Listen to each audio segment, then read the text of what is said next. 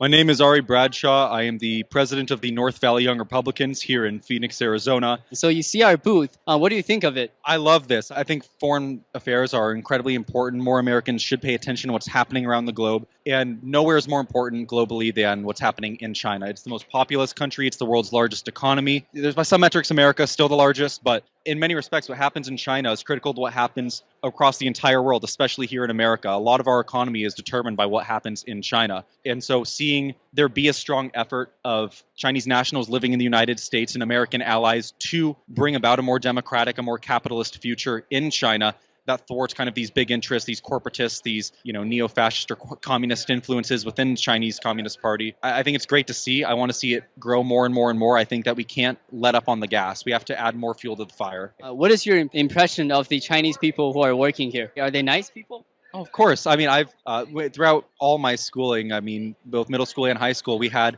Chinese students coming here studying with Americans, and every Chinese person who comes to America that I've met falls in love with America. They fall in love with the vision that we have for our people here. They fall in love with the opportunity, with the vision of our founders.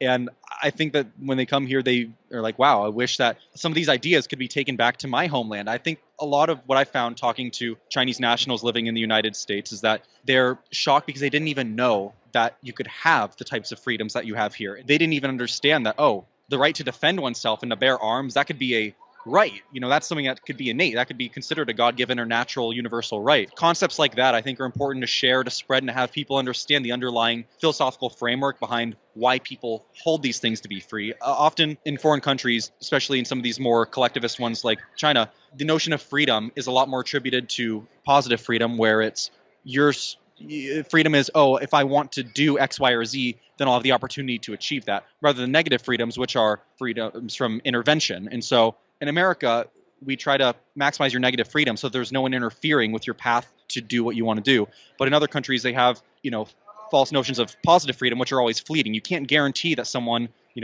positive freedom would be, I want to go be a doctor. That would be you have the freedom to go to schools, do well in all of them, and then study to be a doctor, etc. And that's not a freedom you can write into law, but that's freedom that you can try to maximize by enabling the negative liberties to remove the barriers from people becoming that. And I think that's a big distinction in liberties that, the Americans value our negative freedoms a lot more. And if we could spread the reasons why, that would have a great cascading effect across the world.